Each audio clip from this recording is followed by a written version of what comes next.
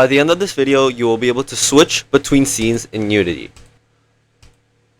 So as you can see here at the top, I have two scenes, scene 1 and scene 2, and both of them have this canvas with the text of the scene number and a switch scene button. Now the first thing you want to do is go up to File, up here in the top left corner, click on it, and click Build Profiles. And then you can see here there's this little box that says Scene List. So you want to click Open Scene List, and as you can see, scene 1 is already there.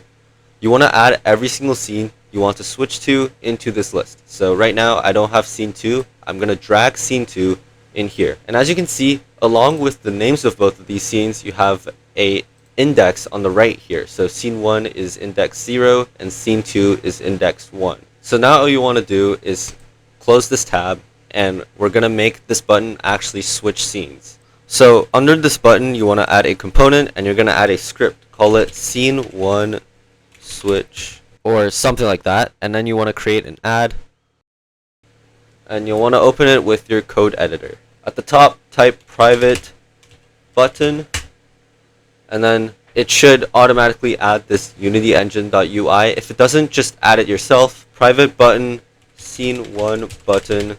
This is going to refer to the button itself, and then you just want to set it to get component button. And now you want to do scene 1 button dot on click dot add listener, and then you want to just create a new private voice, say on scene 1 button clicked, or anything you want. And now in here you want to actually load the scene. So just type scene manager dot load scene 1. It's a bit confusing because scene 1 actually has an index of 0 and scene 2 has an index of 1. But when we're switching it to the index of 1, that actually switches it to scene 2.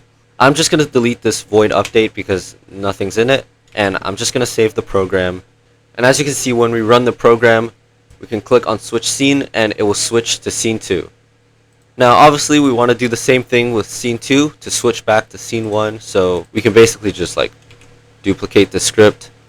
Make sure to rename the script to scene 2 switch, otherwise it's going to cause some errors, as you can see down here.